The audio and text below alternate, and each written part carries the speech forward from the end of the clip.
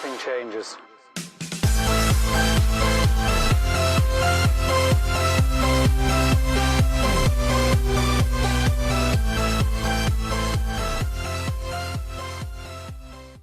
Hey, good afternoon, Rockstars. Welcome into the RockstarFlipper YouTube channel on a Saturday afternoon. It is March 30th, 2019, and I got a lot of messages this week from people that were making a lot of mistakes on eBay and asking about mistakes, a lot of new sellers. So if you are an experienced seller, pretty much all 10 of these, at least 9 out of the 10 of them, are probably not going to apply to you. Feel free to watch it, listen to it. But these are huge mistakes that most beginner, newbie sellers make. Now, there's 1 or 2 of these that are pretty advanced, and there's 1 of these that even to this day, I make, and I'll mention it when I get to that mistake, and I do it not because I'm not educated on it, but because I'm lazy. So most of these mistakes are lack of experience, lack of education, which means it's aimed towards newer sellers. So if that's you, if you're a new seller or somebody who's just getting going or about to get going, these are things you're gonna wanna listen to, write them down, and make sure you don't make these mistakes. The second set of mistakes, 1 or 2 of them, is gonna be for those of us that are advanced or experts or experienced that stop being lazy and we won't make these mistakes, but I'll point those out at the end. So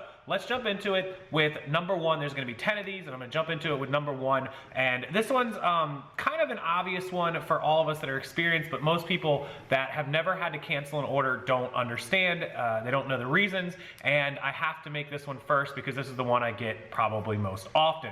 So canceling orders on eBay, either because you lose an item, you overlisted, you cross-posted it to Posh or Etsy and sold it somewhere else. Canceling an order is one of the worst mistakes you can make. If you cancel the order, you will get a transaction defect. Defects are what causes your account to go below standard. Too many, you go too far down, you can't recover, and you'll lose your account eventually. You'll be suspended for being under the metrics. Now the problem with that is if you cancel an order for being out of stock or lost an item or damaged an item, that counts against you. If you cancel the order because the buyer asked you to cancel, if a buyer messages you and says, hey, cancel this order, you are not dinged. That does not count. So when you cancel an order, for that reason, it won't go against your defect metrics. Now the problem is people use that without thinking, like they lose an item and they go to the cancel the order, and instead of canceling it for lost item, they want to avoid the defect, so they cancel the order because the buyer asked, and then they avoid the defect. Now I understand why they do that, they're protecting their business, but you're lying and cheating the system, and the buyer can still say, no, I didn't ask to cancel, it's on him, and you will receive a defect at that point. The way to work around this, which benefits both the buyer and you, is first, don't lose items or cross-post. If you do cross-post and sell an item, take it down before someone else can buy it. But if it happens, which it does every now and again, it's happened to me once in a year, so that's really good. And that wasn't a cross post, that was a lost item. I just no idea what happened to it. If that happens, message the buyer, tell them what happened, and then ask them if it's okay that you cancel it, because then you can legitimately say, hey, the buyer said it was okay to cancel.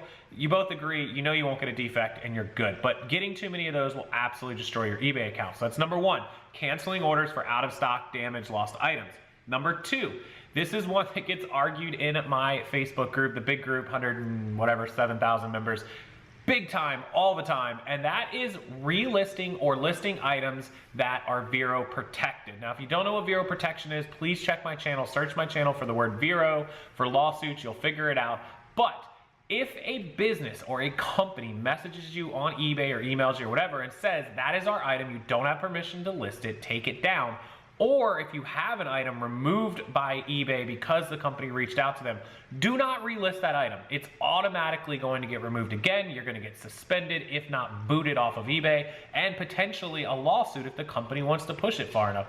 Do not list items that are known Vero. There are 5 right off the top. Onesie. You can list onesies, but do not use the word onesie. Velcro items. Again, you can list Velcro items, but don't use the word Velcro. I don't care if they're legit onesies or legit Velcro. They attack everyone. Just don't use those 2 words. Number 3 is Rosetta Stone. Every person I know that lists Rosetta Stone software gets a takedown notice from Rosetta Stone and a threat of a lawsuit. Do not list those.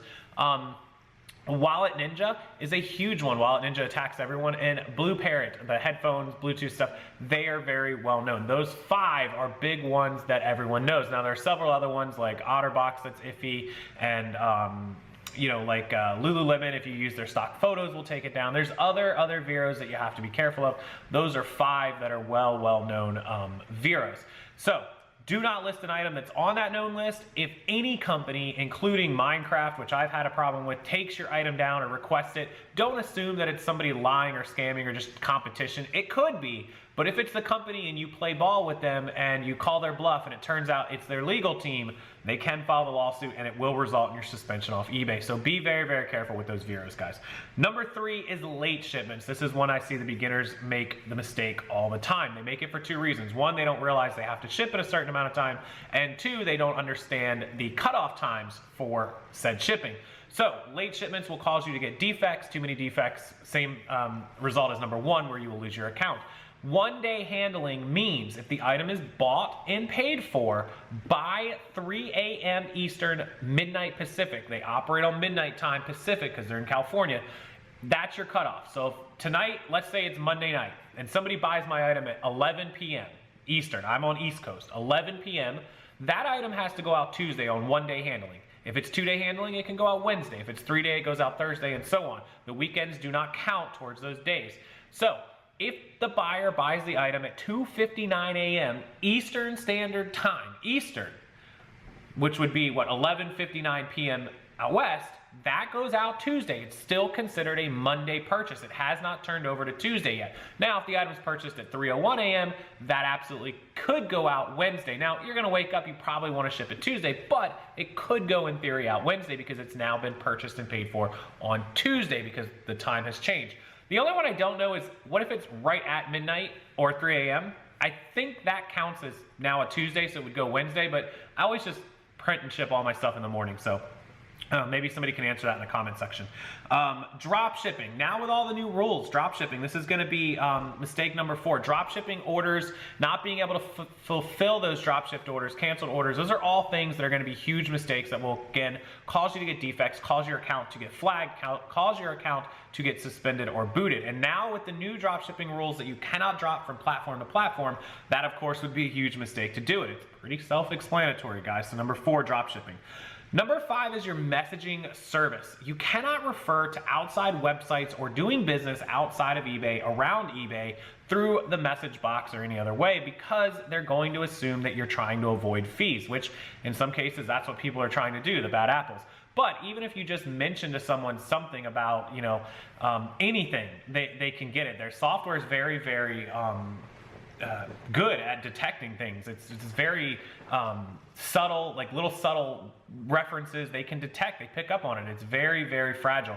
And here's the problem that I have, and I ask you guys all the time, people think I'm being rude, but I say, don't message me through my eBay stores unless it's about an item, because some people will message me and say, hey, I watched your YouTube video, it's fantastic, it's amazing, I love where you describe blah, blah, blah. I haven't even read the message yet, and I open my eBay inbox, and I have a message from eBay saying, stop messaging people about YouTube. And I'm like, I didn't even message them, they messaged me, I didn't even respond to it. So it's kind of bad.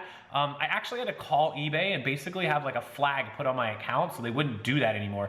They review, anytime they issue me one of those warnings, eBay gets a notice and they review it to make sure I didn't do anything. If you message me on eBay and you reference like YouTube or Posh or anything else, I won't even respond to it.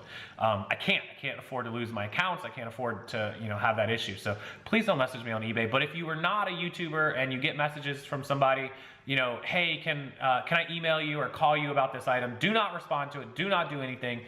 Don't get your account flagged because of messages outside of eBay. Okay. So as a buyer, if you are a buyer, there is a piece of advice that would be mistake number 6, right? 1, 2, 3, 4, 5.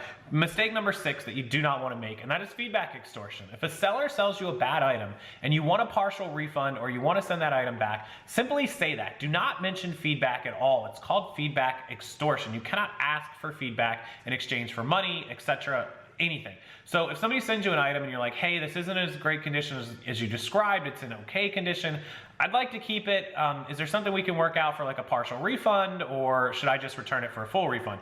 That would be perfectly fine. But if you say something like, hey, this item's in terrible condition, and if I don't get a response or a partial refund, I'm gonna leave you negative feedback, boom, you've committed feedback extortion. They will close the case. They will not allow you to leave feedback. You don't want to do that. And you don't want to do that because it's just bad etiquette anyways to hold feedback over a seller's head. Just message them and say, listen, this isn't exactly what I was expecting. I'm happy to return it for a full refund. Or if by chance you're willing to keep it in the condition that it is, you can say, look, it's not really in the condition that I expected. I'm willing to hang on to it and accept it and take it, but I'm going to need a little bit of help on the price. I paid $50. Can you give me $15? Done. So that would be that mistake.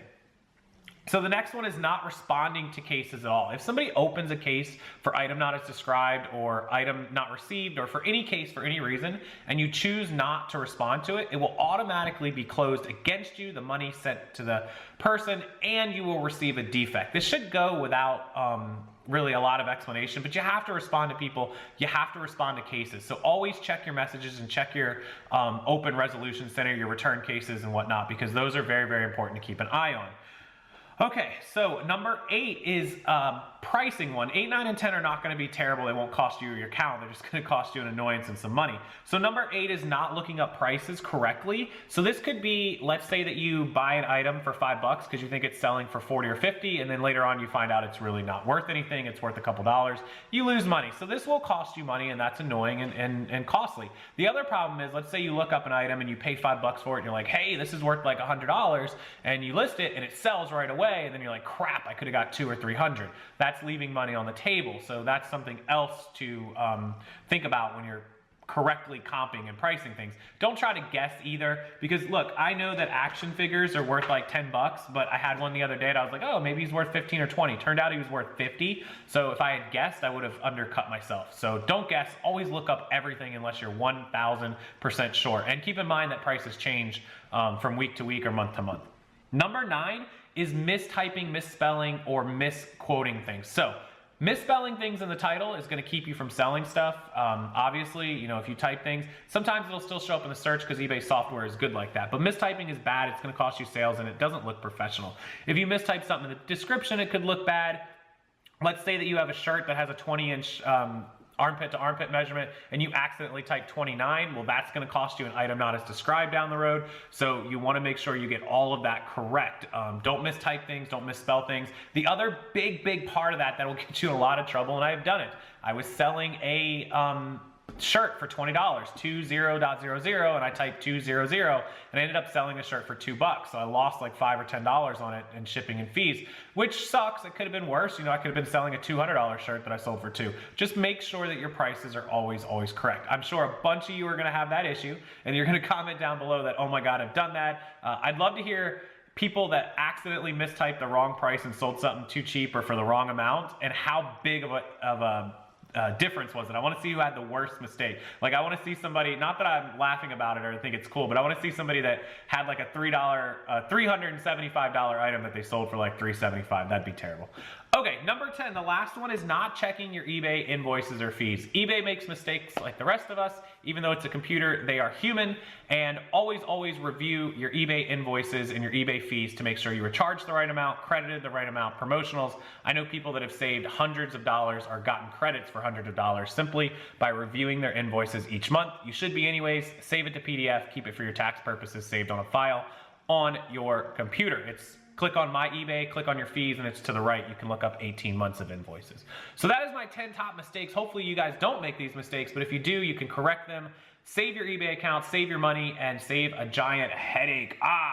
As always, thank you guys so much for watching. I appreciate it. Hit that subscribe button with the bell. Give the video a thumbs up if it helps you, and use the comment section. I love reading what you guys have to say. If you'd like to join the private group or the training courses, they're linked below as well. Ask me questions. I'll get you a special price. I've got both those links set for you. Enjoy your weekend, guys. I'll see you next time.